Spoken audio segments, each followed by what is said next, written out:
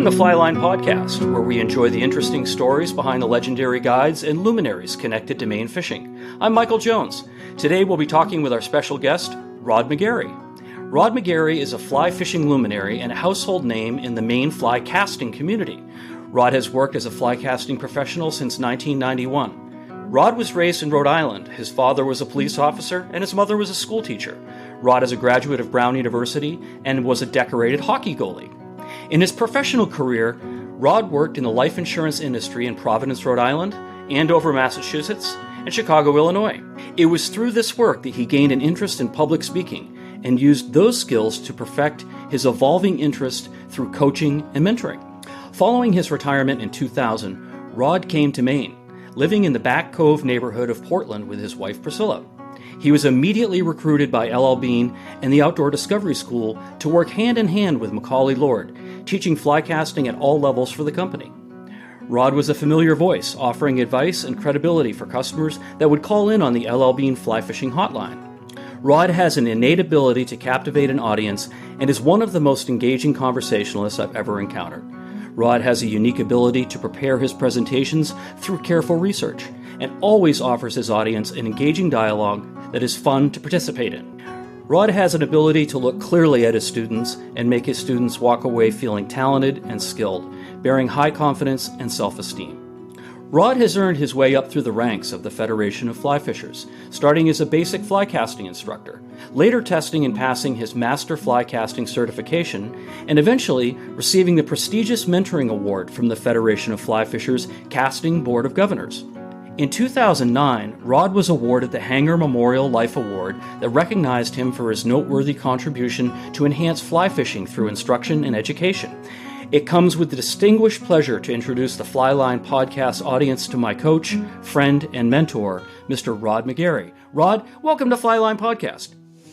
You got it, Michael. Thank you very much. And I'm delighted to be here. Oh, well, we are delighted to have you. I've always had you on my list. I knew that you'd be someone that would be a great a contributor to the conversation of what Maine fly fishing is and who are the people that make it that way. Thank you. But let's go back to the early days. I always like to share, have our guests share the things that they don't know about Rod McGarry. And one thing that probably most people don't recognize immediately is, what's your background?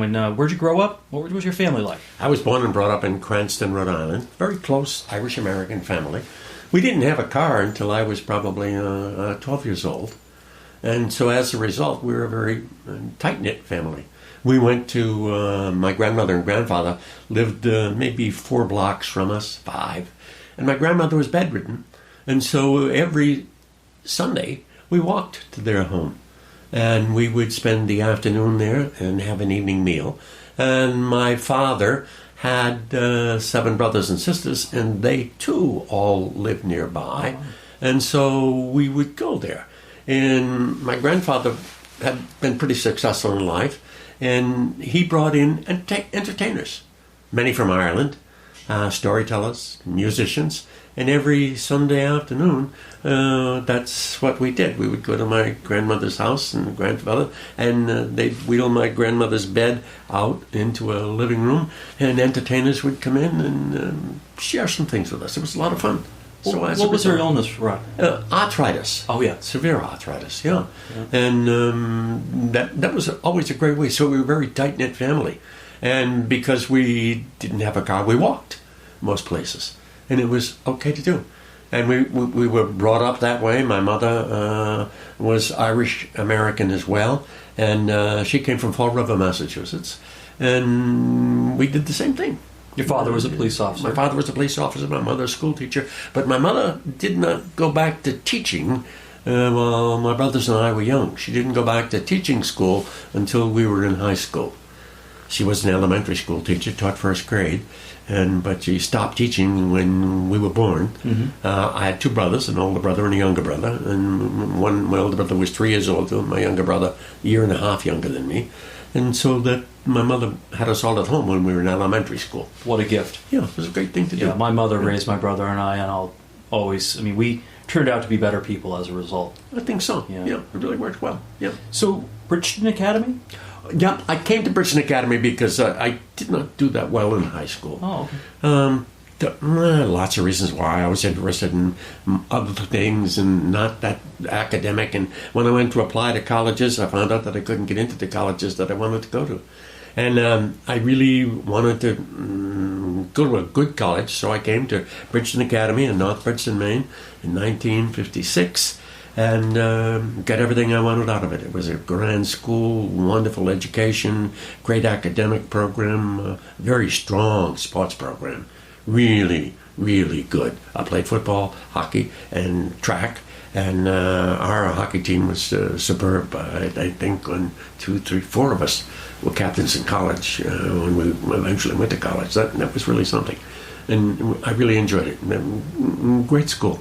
Really got a lot out of it. And for the audience, Bridgeton Academy is kind of unique where it's not a 4-year program; it's a 1-year program. That's correct, but it was a 4-year program when I went there. It was. So yeah, tell us about that. It was a 4-year program, okay. so it was a 4-year program. There were very few people that were freshmen, sophomores, juniors, and seniors, and there was probably a third of them were freshmen, sophomore, juniors, and seniors, and the rest, 2/3 of them, were postgraduate, and they were the people who were like me. Didn't get done what they should have got done before then, and wanted to go to different schools and colleges, and as a result, came there. And we had a fantastic coach. Our hockey coach was an All-American in college at Michigan, and John Fabello was a great coach. He developed great people, and we really benefited from that. Well, you clearly benefited from it because you got accepted at Brown University. I did. I truth be known, I really wanted to go to Bowdoin because I loved Maine. But Brown played Division I, and I wanted to be a Division I player. And so the schools I applied to for Division I were Brown, Boston College, St. Lawrence, and Yale. And that's what I wanted to do. And you did? Yes, I did. Yep. What did you study at Brown? English literature. Oh, and I loved it. I love reading. I like novels. I like poetry, and I majored in English literature, and I really enjoyed it. Benefited from it too. Yeah. Tell the audience a little bit about your hockey in college. You were goalie. Yes, Gardien de la Toine. I was a goaltender, and I loved it, and really was lucky to play. Again, we had a fantastic coach, like John Fabello was my great coach at BA. Jim Fullerton was our coach at Brown, and Jim is inducted into the U.S. Hockey Hall of Fame. His coaching, he had great skills, great technical advantages, and we played some fantastic games. We played against top-notch teams in the U.S. and in Canada. And he was very much oriented toward our playing them.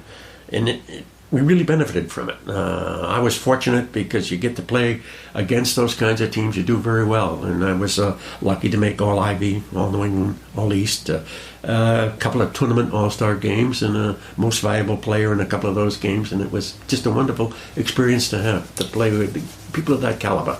Did your academic endeavors improve for you once you got to college? Do you feel like you were starting to get on the right path? I mean, you said you didn't do as well in high school, or did I didn't do as well in high school, and I didn't do as well as a freshman in college. I was just average. Okay. But once that you got to be a sophomore, junior, and senior, where you could direct your attention toward what you wanted to study as opposed to what you had to take, I did well. I was a Dean's List student, and I really enjoyed it.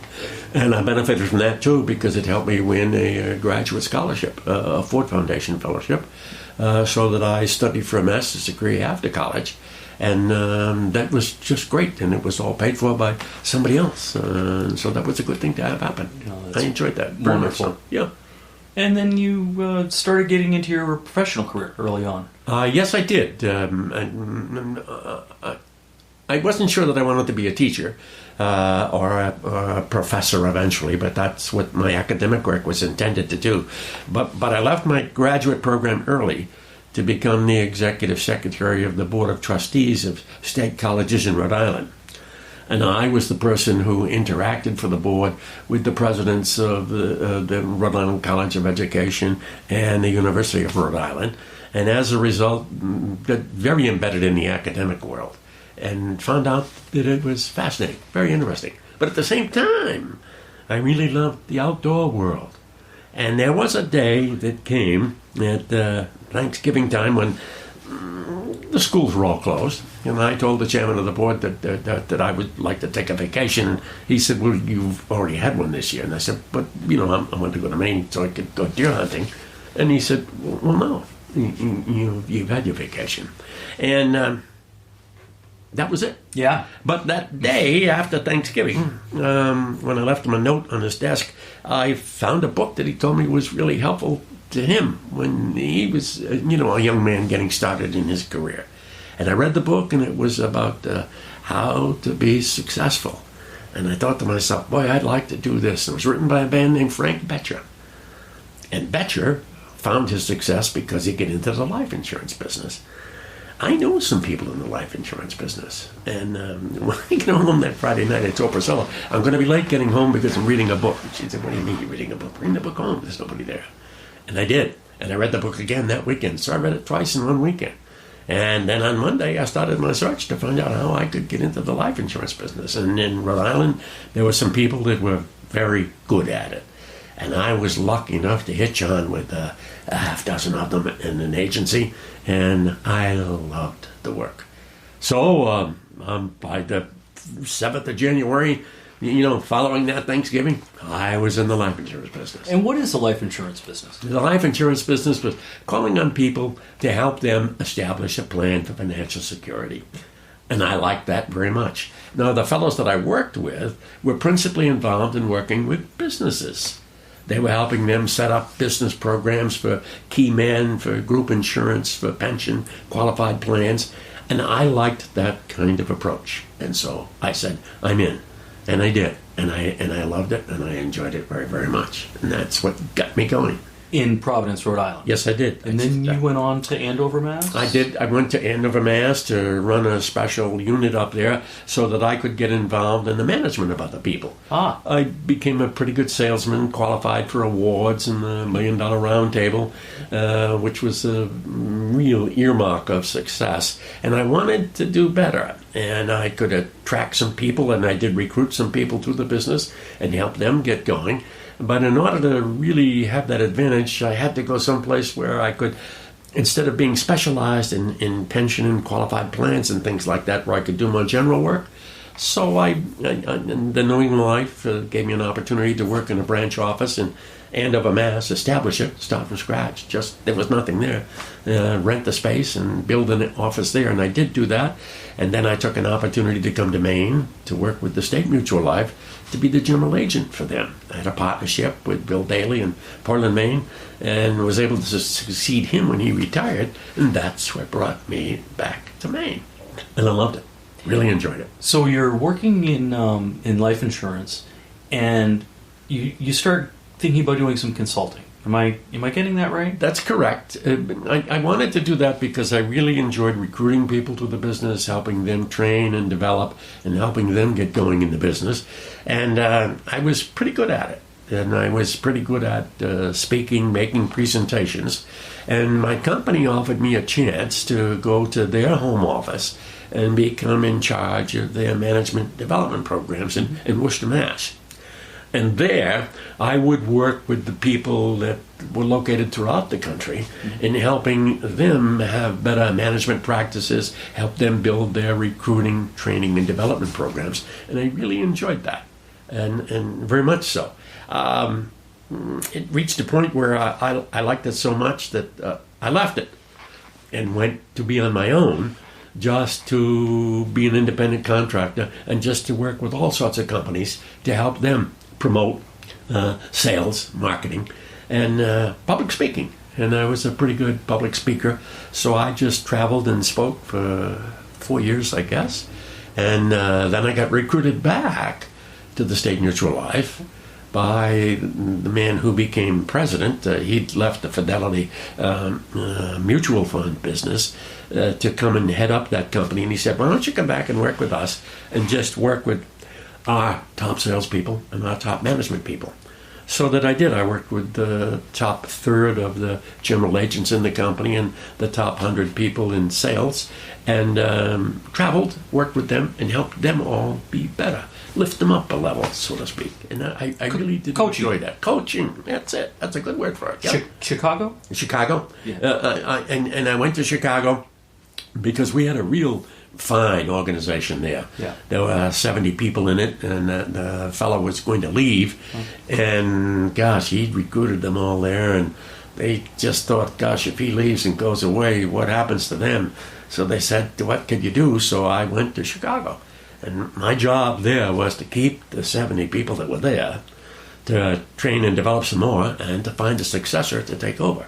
So I spent 5 years in Chicago, and then it didn't take me 5 years to do it, but they gave me 5 years to do it. I left after 4 years and came back to Maine. I retired early, so to speak, and I came to Maine so I could go into the fishing business. Yeah. Isn't that something? It is something. I loved fly fishing. It was something I learned as a Boy Scout when I was in Rhode Island, something I liked and practiced. Tied flies, liked fishing, liked casting, liked helping other people get going in it. And as a result, captivated by it. And I knew what a wonderful opportunity there was here in Maine to work with L.L. Bean, because I'd met some people who had done that, and got tied up with Macaulay Lord, who was a master fly casting instructor. I'd met Macaulay through the Federation of Fly Fishers, where I'd done some program work with them, and I was a certified fly casting instructor. I attained that level of... You had done a fair amount with the Federation even before you retired and came to Maine. Yes, I did. When I was in Chicago. Yeah, how did you get introduced to that? How did your roads cross? Good story. If you've ever been on the road and had to go someplace away from home and do something awkward, that's how I get started. I went to Chicago. I took a plane out of Portland, Maine at 7 in the morning, landed in Chicago at 9, and told the people that I was there to take over. And they just looked at me. And I brought enough stuff to last me a month so I could stay in a hotel and tell them that's what I was going to do. Didn't know I was going to stay there for those 4 years that I stayed there. No. I just knew that my assignment then was to go there and keep it intact. And so I brought everything with me. I brought my fly tying materials. I brought a couple of fishing magazines and books. And after I'd been there 2 weeks, living in a hotel and talking to people every day and trying to keep things going, I read one of the books that my daughter gave me for Christmas. And it talked about a fly shop not far away. And I said, gee, I wonder where that is.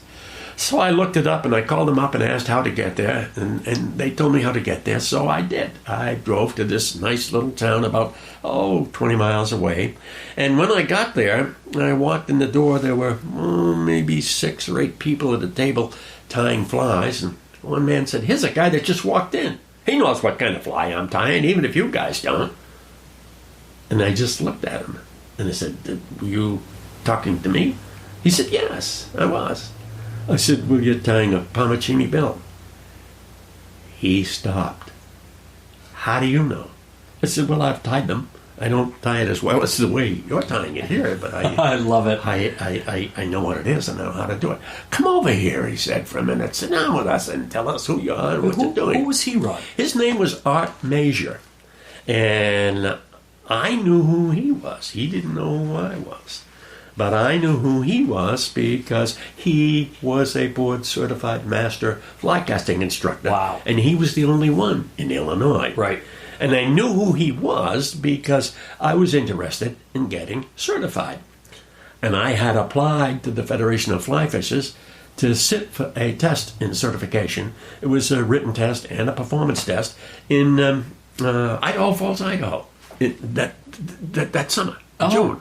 And in talking with him, and I told him I knew who he was and how come I knew he was, he said, why don't you come and visit with us sometime? We have a club here. We're a Federation of Fly Fishers club, and we tie flies, and you can see that. And they invited me to go casting with them. And they were casting in a park nearby. This was in Glen Ellen, Illinois. And he said, gee, you could make it. He said, do you mind if I could become your coach? And I said, I'd love to have you help me. Absolutely. And so he was the first mentor. I'd taken some fly casting lessons. I'd learned how to fish and fly cast in Boy Scouts with a troop committee man we had who was an avid fly fisher in Rangeley. And I learned to tie some flies from another fellow I met in the Boy Scout camp, Carl Richardson, because he showed me some great techniques and how to do it. And I was in. And so I worked out with the club, with Art Major and some others. And then I went to Idaho Falls, Idaho that summer and took my certification test. And it was harder than any test I took in college or graduate school, I thought. I think only a third of us passed the written exam. Yeah. And then we had to do a performance exam, which we had to, and it took about, there were about 20 or 30 items we had to demonstrate and answer some questions. And it was a very difficult test. And only half of us passed that. So that was an accomplishment. And boy, it really got me started. It did, yeah. And I want to talk to you more in the second half of the podcast about these two different exams, both the basic and master. So I'll have you hold off on explaining a little bit more about that now. Yeah. But I think we're also at a good place to take a short break, Rod, and come back. And I want to talk about your work at LL Bean and all the fly casting instruction, because where we're at right now is we're at the takeoff point of who Rod McGarry is into the state of Maine. Oh, yeah. And I'm excited to get into that part. Yeah, I'd love to talk about what we did at Bean. Wonderful program. Thanks. This Flyline flashback focuses on Leon Wood Bean. Leon Bean was born in the town of Greenwood, Maine on October 13, 1872. At 19, he attended a year-long business course at Kents Hill School, paying his way by selling soap. In his outdoor activities, his boots would become soaked with water, so he set out to resolve this inconvenience and developed plans for a waterproof boot, which was a combination of lightweight leather for the upper part and rubber on the bottom. Of the first 100 pair of boots that were introduced, 90% failed and the original design was scrapped. He took out a loan in the amount of $400 and set off to Boston, where he offered the United States Rubber Company the remainder of his loan to produce a better quality boot for him. With better quality boots available, Bean set up a boot shop in his brother's basement in Freeport, Maine. His skills and trials as an entrepreneur, along with his promise to return 100% money back on all items, were detailed by many local and national newspapers of the time. By 1917, he had sold enough of his boots to buy a dedicated building for his shop on the main street of Freeport. In 1918, Bean realized the importance of patenting his invention. As the patent was granted, he moved on to inventing and improving more outdoor equipment and expanding his store to what LL Bean is today. The company began as a one-room operation selling a single product, the Maine hunting shoe, also known as duck boots and later as bean boots, and mainly sold them to hunters. By 1912, he was selling the bean boot through a 4-page mail-order catalog, and the boots remain a staple of the company's outdoor image. During World War II, Bean served as a consultant for the United States Army and Navy, while his company manufactured a version of the Maine hunting shoe for military use. Today, LL Bean has education programs connected to many of its retail outlets to support the outdoor interests of its customers. Customers can sign up to participate in a number of outdoor activities. All equipment and instruction are provided. Activities include archery, clay shooting, fly casting, and sea kayaking, snowshoeing, and cross-country skiing. Along with a number of retail and outlet stores, the company maintains its flagship store on Main Street in Freeport, Maine. This branch, originally opened in 1917, has been open 24 hours a day since 1951. It is regarded that at the flagship store in Freeport, there are no locks on the doors, they are always open for business. And now, back to the second half of our episode. Well, let's pick up where we left off. Okay. Not sure where we left off. Yeah, well, where we left off is you were you're going to come to Maine. You were just coming to Maine. Yep. And tell us a little bit about how you, did you approach LL Bean? Did they approach you? How did that all go? I approached LL Bean. I approached LL Bean, and I asked some of the people I found out worked at LL Bean how I could get in there. And Macaulay Lord was one who, when we were at a meeting down in Tennessee, Gatlinburg, Tennessee, he said, when you come back to Maine, he said, you ought to call on us because you'd like working with us. When I met Mac, I was still living in Chicago, and I told him I was going to move back to Maine probably soon. And he said, let me know when you're coming back because you could work with us. And I really enjoyed that. And so I think I came back to Maine. I remember watching the Memorial Day Parade in Park Ridge, Illinois, where we lived. And I was back to Maine that next week, and 2 weeks later I was working for them. I had an interview and an evaluation, and because I'd become a certified flycasting instructor when I lived in Chicago, that was a good thing. And they got me involved. And Beams was just a great place. They had wonderful programs. And the facility's really set up for it. Oh, absolutely. The fog farm. Yeah, the fog farm was just great because they had casting pools. They had fields where you could work, where the grass was cut on a regular basis, and you could line up people so they could learn to cast on the grass, and they could learn to cast in the pools. And we had classrooms. Yes. Not only did we have classrooms, and the program had been established years before. I'd known of people who'd gone there, and they told me how they learned about entomology. Because what would happen is that on the day of, if we were going to have a weekend program, somebody would be assigned the task to collect some bugs. And they'd have to go to a nearby stream or a pond and collect some bugs so that we could tell people what they were, show them how they worked and lived, had a slideshow to accompany it. And it was just fascinating to be able to show them the bugs and then tell them, we're going to tie some flies and we're going to use those flies to fish with. And at that time, our schools were 2.5 days long. And that was really good because it gave us a chance to get to know the people better. Because you had lunch with them for 3 days. And so it was just a fun thing to do. So this was, for the audience, this is if you wanted to learn how to fly fish, you could commission LL Bean's Outdoor Discovery School, and you would go there for a couple of days and learn about fly casting, probably knots. Yeah. Tell us more. We had a whole program that involved knots, lines. We would show people what the rod was, what the line was, what the reel was, how they worked, and help demonstrate what they were. We'd show them different sizes, and all culminating toward what we were going to have them use. And we introduced them to 6 weight forward rods and lines with a 7.5-foot leader.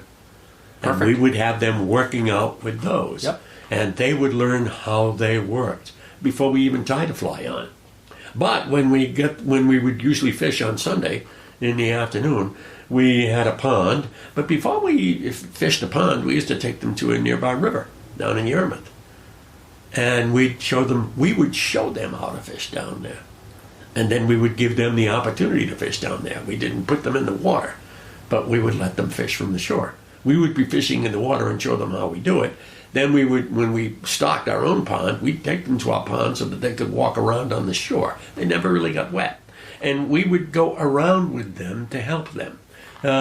In those days, we might have had 30 people in the class, and we would have 6 instructors because we worked on a ratio of 5 to 1. And that really worked out very, very well. And as a result, they would get to see a different instructor, and a different instructor would get to see a different fly caster, so that they got some very good help and counsel. We were very thorough about what we did. And eventually, it got to the point where everybody who worked there was a certified fly casting instructor. Macaulay Lord was the head fly casting instructor, and he was very thorough and very detailed. He, personally, was just like a video camera. I mean, he could look at somebody and he could quickly analyze what it is that they're doing, where they might have been making a mistake or where they were really good, and he could focus on that. Interestingly enough, he did institute filming, not hard film, but video filming somebody, so that we would video them casting, and then we would critique them. But the critiques weren't long. 1 or 2 things they do well, very well. Yes. And 1 thing they might consider doing to be better. Right. And that was just great. That really worked well. Now, I said that they were 3-day classes. And there came the time in successive years when Bean said, you know what, maybe we could attract more people if we ran the classes on just 2 days, Saturday and Sunday, so that they didn't have to come on Thursday night to be here to work with you on Friday. And so Mac said that, Mac meaning Macaulay Lord, said we're going to have to cut some things out. And so they started to cut, and they invited us to participate. And one of the things that they were going to cut was videotaping. And I said, no, don't do that. No. And Macaulay jumped in and said, you know what? Why do you say that? And I said, because they can see what they're doing. Most of the time they can't see what they're doing, but we can. And that's how we coach them. And he said, you know, I agree with you. I got to tell you this. He is probably the foremost authority on videotaping people for flycasting today. Just because I hadn't thought of that, he did there. Right. I will tell you this. He still does special programs for the Federation of Fly Fishers, running how to use your iPhone, how to use your iPad to help somebody fly cast. Macaulay could take his iPhone and he can picture somebody doing that, and he can draw with his hands. The things that he did helped him do research to determine where could I do this, how could I make a mark on this program or that program, and he became fascinated with it, and as a result he's taught so many other people how to do it. There isn't an instance where we can't do it, because if a person can see what he's doing in their video program, he has a better understanding than if you're just telling him what he's doing. That's exactly right. And it's in every one of the programs that they do. And Macaulay Lord is the reason why. He is very analytical. Now, I know that you met one of the other guys that is really good at it, Gordy Hill. Yeah. Gordy Hill was a physician, and he and Macaulay are the same way. Yeah. They're like an X-ray machine. They can see things with their eye that we don't quickly recognize, and then they say, well, let me show it to you on video, and they can pinpoint it. They can show them what the casting arc is on video, and they can draw a line and say, no, if your hand goes back beyond here, you can see that you're taking something away from the cast. And so that people can say, wow, isn't this interesting? And it works like a charm. It really does. And it becomes a wonderful teaching technique. You could use it if you're working with somebody on a remote basis. Yeah, absolutely. You say, just send me a copy. Videotape yourself. Have somebody videotape you. And then just send me a copy. You've got some beautiful dogs here today, bird dogs. Oh, thank you. And I recall my dog, Daisy. And I was asking Priscilla, my wife, to videotape me when I was getting ready for a master's exam. And I had Priscilla videotaping me. I was working at Payson Park in Portland, Maine. Yep. And I had the camera. And every time that I would say to Priscilla, now, videotape me, we'd have the dog with us, and the dog would start to run away. And as Priscilla turned to shout at the dog, she'd turn with the camera. And I wouldn't get a good shot. Excuse me. And what's interesting is that all of a sudden you say, well, wasn't that unique? Because I said, now, wait a minute. You could just watch my back cast if you'll do that. If you'll just turn there, and I can only see the back cast. And that way, I could see my back cast. She could just videotape my forward cast. Then she could come up close to me or stand further away, and you get to see a lot. Remember how much you liked Gordy Hill? Yeah. Gordy was my lead examiner when I got my master's designation down in Florida. And there were some others there who were observing, and that was always fascinating. I didn't mind being observed. I'd been a goaltender, and people were always watching what you did, so I didn't mind being observed by other people. And what Gordy did was, when we were casting down there, Gordy said, can you turn and cast the other way? I said, certainly I can. So I just turned around and cast the other way, and he said, thank you very much. And then he looked at me and said, do you know why I asked you to cast another way? I said, I'm going to take a guess. Because this way I was casting against a building. And you could probably see my rod stops as they were against that building. And you looked at me both ways. He said, that's exactly right. Thank you very much. Yeah. He was just great. I remember one time watching him when I tested with him on another occasion. I worked with he and Tom Jones down in Florida for a couple of schools they ran. Priscilla and I went to Florida. We went for a couple of months in the winter.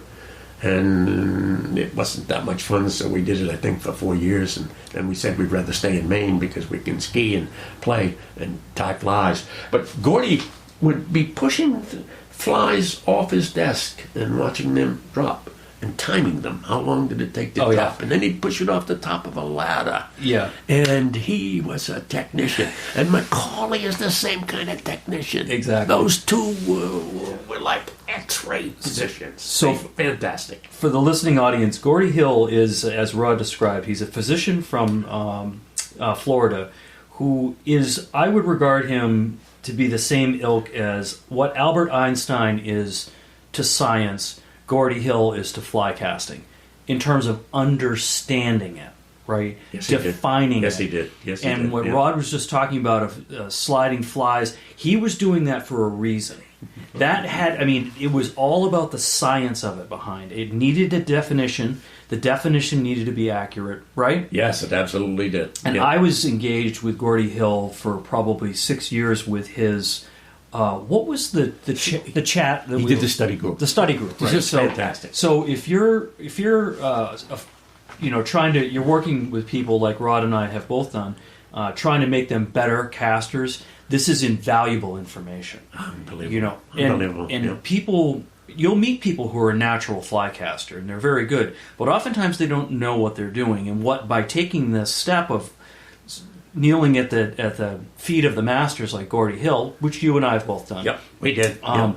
You truly understand what you're seeing. You're able to talk about it in a meaningful way, and then you're able to offer that to the student because you're speaking about something you understand. Yep. Right? Yep. It's Yep. not just I think their back cast is here. No, you know their back cast is here. Yeah, yeah.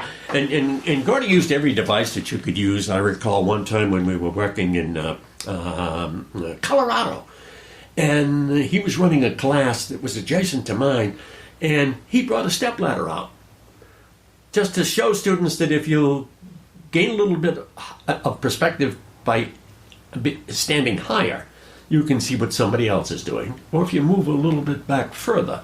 And what he was doing, he was trying to help them find better ways that they could see what it is that somebody else is doing. And he was a great practitioner of that. That's the same thing that Mac did with the video. Yeah. I have another quick Gordy Hill story, and then we'll move on. But I remember, like, he just had, like you said, perspective. He could look at things differently. So when Topher Brown was presenting to our group about spay fishing, saltwater, I remember Gordy stopping him and saying, now hang on, how do you land a tarpon with a 12 or 14 foot rod? Think about that. How do you do it? And so he just was one of these guys who would look at things differently. You know, to say, well, to cast and catch the fish is part of it, but how are you going to land that fish? I mean, how are you going to bring in a 60-pound fish with a 12-foot pole? It's just the physics of it are going to be difficult, right? Yeah, yeah. And Gordy was that way, and he loved to do things like that. And he actually did a lot of experimentation, and it was always fun to be with somebody who questions things like that. And I was lucky enough to be able to work with guys like Gordy and Mac, and you can learn a tremendous amount from them. And to get to be an examiner with them. In the winters that Priscilla and I went to Florida, we stayed in Venice, Florida. And then I would take a week and I would go down to the Keys. And Gordy and Tom ran a program down at Big Pine Key. And I would go down there and I would be an examiner. I would not be on the faculty. Because one thing that you couldn't teach somebody how to do something, be their faculty person, and then examine them. So I would go down there and I would examine for them to have people complete the test, both their certified casting instructor and their master casting instructor. Let's talk about that. Yeah. Let's define the difference between the two, Rod, because when I took the basic class, there's nothing basic about this class. No, there isn't. No. But I think, hopefully I said earlier that when I took my first in Idaho Falls, Idaho, I thought it was more difficult than anything I'd taken in college or graduate school. Exactly. Because you were being judged by 2 or 3 different people on what happened mechanically. And that was just fascinating. But in addition, you had to be able to describe what it was that you were doing. Yes. And the description had to match what it was you were doing with your hand, arm, rod, and line. And that's what... I need to tell you this, that there are many people who, like Gordy and Mac that I spoke about, who could see things visually. Many are physicians because they can see things quickly. They have great eyesight, and they can observe mechanically things that you do. Mm-hmm. And that was really, really helpful. But the difference between the masters and the basic is that the masters is more extensive, and it covers not basic casting, but things that you might do beyond that. I love, for example, to make curve casts. I love to make wrinkled casts. I think they're so much more fun because we learn that the fly is going to behave differently in the water depending on how you make it land and how you either incorporate the line or do not incorporate the line in water or on the water. And what happens with the master casting is that you get to examine them in more detail with more complicated casts and with more definitive examples of what it is that they're doing. And saying that, you get to work with people from all over the world. That's what was fascinating. I worked with people from England, Ireland, the Philippines, Canada, Australia, Canada. And in Canada, I've done a lot of work in Canada just because they're so close to us. But the great thing that I've done there is I've worked with Francophiles who don't speak English, and I don't speak French, but we do it through an interpreter. And it's been just a ton of fun to go up there and go to work and be working with somebody in another language and having an interpreter who is a master casting instructor, feed back to us or feed back to the candidate what it is that we're talking about. And it's been a very, very rich experience. But by the same token, you get to see how differently they fish. In Canada, they're more likely to use a heavier line than we are. Yes. They're more likely to use a 7-weight, which we don't use very much here at all. No. And they're using it for freshwater, but they're getting bigger fish. They are. And they're having a bigger fight with them. And isn't that interesting? And yet, when you go down south, as you found out, when they're talking about what they're using for tarpon, that's entirely different. Entirely. You can't believe the weight of the lines down there and how they're doing it. And when you get to talk to the people from England who might be using 4 weights, you say, my goodness, isn't that even entirely different? But the great thing is that through the Federation of Fly Fishers and through the work that we did, we've got to meet everybody that ever wrote a book or runs a website or something like that and get to see them. And when you leave your basic casting and go to master casting, before you can be one of those people who judges other people's casting and certifies them or not certifies them, you have to work with a master caster. I was lucky enough to get to work with Simon Gosworth. Of course. Because he was such a good caster. And I was lucky enough to have been a student of his in previous programs. So for the audience, Simon Gosworth is from England. He was a championship and probably recognized as the finest two-handed and spey caster. And I've also met him, and he's a gentleman. He's brilliant. He works for Rio Fly Lines. That's correct. And he's a friend of a lot of people in the industry. Yeah. The thing I want to talk about, just touch on real quick, Rod, which I think was a departure. I never achieved a master's level certification, but I'd done the basic. But I studied for the master's for years and years, and you were a big part of that as well. And the thing that I enjoyed the most out of studying for it was how much you learned about tippet diameter, tackle, fly lines. You have to understand what a spring creek is versus a tailwater versus a freestone. The things that you don't think about that just come up in conversation, you have to define these as a master, right? Yes, you do. Yes, you do. You do. Take the conversation. It takes cash. Not C-A-S-H, but K-A-S-H. Knowledge, K. Attitude, A. Skills, S. And H, habits. And the interesting thing is that when you do that, all of a sudden it's totally different because you have to spend a good deal more time reading, observing, and practicing. Yeah. And practicing is just tremendous fun because you get to experiment with each line to see how it is that they behave. Why did that happen? Which way is the wind blowing? How can I watch my back cast if I can't turn my head or if I shouldn't turn my head? These are all things that are wonderful to do. What do I do if the wind comes up? What do I do if the wind goes down? I know. How do I use a bigger fly or a smaller fly? Yeah. Suppose I want it to float. Suppose I want it to sink. Yeah. And how do the leaders work? What knots work well? Yeah. And that's just so much fun to do. And that knowledge, attitude, skills, and habits is something that you really focus on. We've been fortunate enough to read so much about it and then practice it and learn it from the pros that we've worked with. That's a tremendous amount of fun. I think that's a part that a lot of recreational fly fishermen don't take advantage of, is the amount of knowledge that's written knowledge that's available for us on. I mean, you could only look at entomology alone and spend the rest of your life reading about people that have written about it.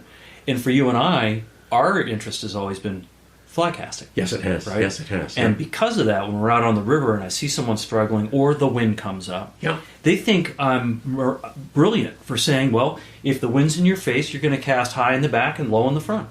And conversely, if the wind's at your back, you're going to cast low on the back, right? Yes, isn't it funny? So, but you don't think about it, but that's the solution to the problem. Yep. And go ahead. That's just fan. I remember one time that I was doing a private lesson for LL Bean, and I had a client come down from South Paris, Maine, and he really wanted to fish in smaller brooks, and he said, but I can't cast that far. There's just too much. And I asked him to tell me more about where he was fishing and what the brooks were like. So I got some lines. And we laid the lines out on the grass so they were just as thick as the brook. And I said, it's as wide as the brook. And I said, so you're worried about getting caught in a back cast? Well, why don't you do this? Let me show you a curve cast and how it will work. And he said, what do you mean? And I said, well, if I just, take my, just this cast this way and just snap it like that, just turn my wrist a little tad, why, that line will just float up to the right. And if I turn it the other way, it'll float down to the left. Let me try that. And he tried one to the right and one to the left. And he started to reel his line in. I said, what are you doing? He said, I'm getting ready to go home. That's all I wanted to know. Oh, yeah, right? I said, dude, that may be what you wanted to know, but let's practice it a little bit more, because it isn't easy, but it's something that you'll learn to do. You do. And it was teaching is so much fun. Can I share a story? Yeah. So I was in Chile, and we had stopped to take lunch. I was being guided, actually, on a trip, which was really fun. And the guy said, well, if you want to fish, go ahead. And so the guy I was with was casting out into the water, into the river, but there was a tributary coming in, and I decided to just walk up. And like you described, little tiny brook, not even as wide as the room you and I are sitting in. And I look, and there is about a 18 or 20 inch brown trout, but no room to cast. So I think back on the Gary Borger presentation book of the bow and arrow cast. Fantastic. So I grab my beetle and I get the rod loaded, which is to say it's bent. I'm holding the fly in my left hand, making sure I don't have the barb hook in my finger, and I release it. And that itself, the bow and arrow cast, shoots the beetle out into the little pool where I'm standing next to, lands, and what happens? Yeah, fish grabbed it. Isn't that something? And that was a solution to a problem that somebody else came up with. I'm not a smart guy. I just study what other smart people have taught me. Yeah, but what you just demonstrated is that the secret is that the line will always follow the tip of the rod. Every time. And since you pulled it back a little bit and that rod bent a little bit, that's what's going to give it the action to pull that line right out there, and it works like a charm. Isn't that funny? It's great. It's easy. Such a small thing, yeah. But fun. I mean, if you don't read these books and study it, you don't really open it up, for yourself. And I know you've done a tremendous... What's your books? You must have an expansive library, Rod. Too many. Because, last at count? an older age, no, I know how many I have. I have 357. and because I counted them, because I thought to myself, well, you're getting to be older. Should you donate them? Should you sell them? And so I decided to catalog them all. Yeah. And I decided to do the same thing with all the videotapes that I've got, including some VHS tapes, which, I say, how are people going to use these? Well, they can transfer them a little bit. But that's what gets me going. But I love when I'm tying a fly or when I'm getting ready to go fishing myself, saying, let's see, what do I want to do? Who wrote about that? Was it kite or was it Hafley? And you go to look things up like that, and that just makes a tremendous amount of fun. It's really a lot of fun. It is. Yep. So I think one thing that we haven't talked about is I've watched you teach a bit, and I loved how you picked up an interesting teaching tool for beginners. And it was pick up the phone, hello, it's for you. Yeah. Explain that. I actually got that idea from Jason Borgert, Gary Borgert's son. And if you'll consider the fact that we've all used phones and we're so used to using our cell phone, if you'll just lift it up and if you pretend that you're going to take it to your ear to answer it, and if you move it up toward your ear, that's where you should stop on the backcast. And that's your pickup. Yeah, that's your pickup, and you say hello. But then there's a person standing right there, and you say, it's for you. And if they're just 2 feet away from you, you go to hand it for them, and your arm is already in the position where it should be when you stop the cast on that forward cast, when you stop the rod on that forward cast. And that helps people see where they should be. Because it's a learned skill. It absolutely is. And the interesting thing about it is that it is the gradual movement of that bends the rod. And that rod line follows the tip of the rod as it is bending, and that's what really makes it work. Yeah. And the more that you can do that precisely so that that line moves in a straight line, like I can see the picture on the wall behind you, yes, that's just beautiful. Thank you. The more that you can move it so that that rod tip moves in a straight line path, the more likely it is that you'll have the narrow loop that you want to deliver the fly more precisely, more effectively. Yeah. That loop, it's more narrow, it'll cut through the wind, it'll have enough energy to deliver the fly and let that line straighten out so that you can just let it go right down. And there's a connection. There is, and I think just for the audience too to understand the big difference between why are we talking about fly casting, right? Well, the big difference between fly casting and spin fishing or spin casting is the lure has weight with a spinning rod and the line has none. Whereas with fly casting, it's very often that the fly has very or no weight, and it's the line's weight that is carrying it. So what Rod and I are talking about is this delicate dance of keeping this weighted line in the air in 2 directions, back cast and the forward cast. And it's just mesmerizing to watch. Don't you agree? You bet it is. Because the fly is just like an insect that's just made out of some feathers and some thread and a little tiny hook. It doesn't weigh very much at all. But the line has weight. And your movement of that line is what helps the fly get delivered like it looks like something natural that's landing on the water. And that's what makes it so much fun. Because first you have to say, well, what are they eating? And you can feel around the bushes, you can look in the water, you can look under rocks to see what it is that they're eating. And then you can just stop and say for a minute, now what fly am I going to use? And you're really imitating something that's in the water there or landing on the water that they might eat. Ants or beetles. Isn't that a lot of fun to fish an ant or a beetle? Yeah, I tell you. And on a windy day, when all of a sudden the wind comes up and you say, gosh, I'm going to have to stop fishing, it's blowing ants out of the trees that are on the side of the stream of the pond. And automatically you say, I think I've got a couple of ants in my fly box. And you hope you have. Yeah. Let's talk about women as fly casters, Rod. Oh, they're great ones. They really are. Why is it? They have patience. Yes. And they have understanding. Yes. One, women don't try to overpower things as much as men do. And as a result, they quickly learn to be a better caster, faster, smoother than a man might, because a man is always trying to overpower something. That's right. And ladies don't. And Evelyn King was very dominant in Maine in promoting fly casting for women.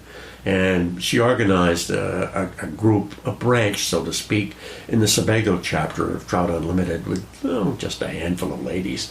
I think there are over 125 now. Oh, that's incredible. Isn't that something? Yeah, I got to get Sherry involved in that. Yeah, that's really something because they're unique. And interestingly enough, Hello Bean runs some programs for women only with women fly casting instructors. Yeah. All certified and all teaching just women. Yeah. And then women are much more comfortable saying, oh, here's somebody that's doing this, and this is a lady teaching me. Why don't I let her teach me? And that's a lot of fun to do.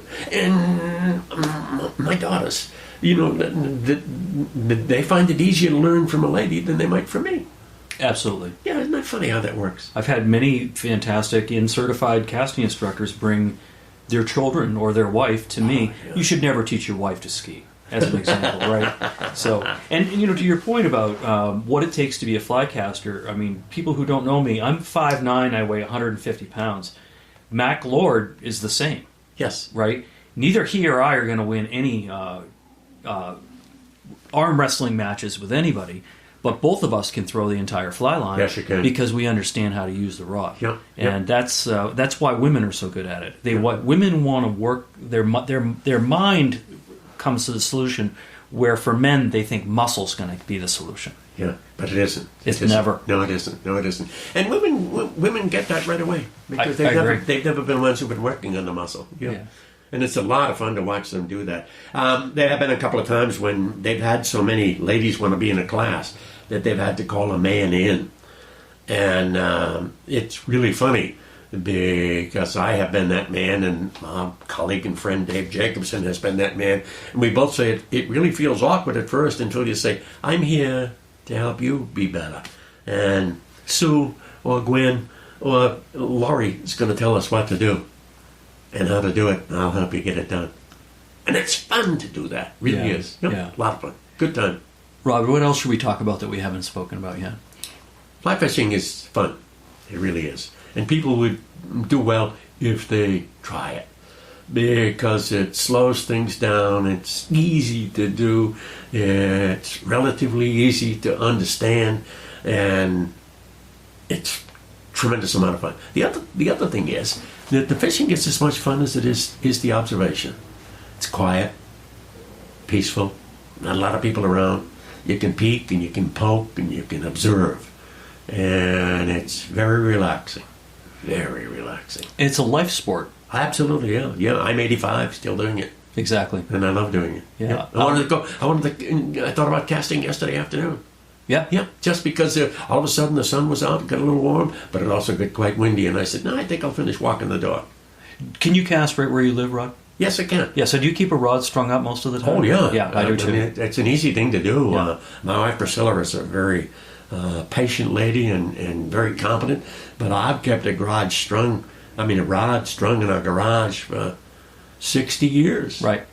Because if I'm out at the car and we're getting ready to go someplace and she isn't quite out at the car, I can take the rod out of the garage and I can make a half a dozen casts on the lawn, waiting for her to come out, and then put it right back in the garage. Yeah, when I was working, with basic casting certification, thinking about getting my master's, I would spend hours and hours and hours on a lawn. I'm not talking about fishing. I'm talking about standing on a lawn fly casting, because it's fun. Absolutely is. Absolutely is. I enjoy it. I still love doing it. Yeah. Yep. And our friend Bob Dion and I, we were like buddies. We go out together and say, hey, try this. Hey, try that. Give us a challenge and, do this, do that. It's fun. And put little targets out. Put little targets out. A lot of fun to do. Get the hula hoops out on the lawn. Try to hit the target. And a lot of fun. Rod, it's been a pleasure to have you on the podcast. I know we could, again, go on forever. I say that a lot to a lot of people, but we've had a lot of experiences together. And I want to thank you for everything that you've brought to my life in my career, because you've taught me a lot, especially in the fly casting. Well, we'll have some more. We will. We have.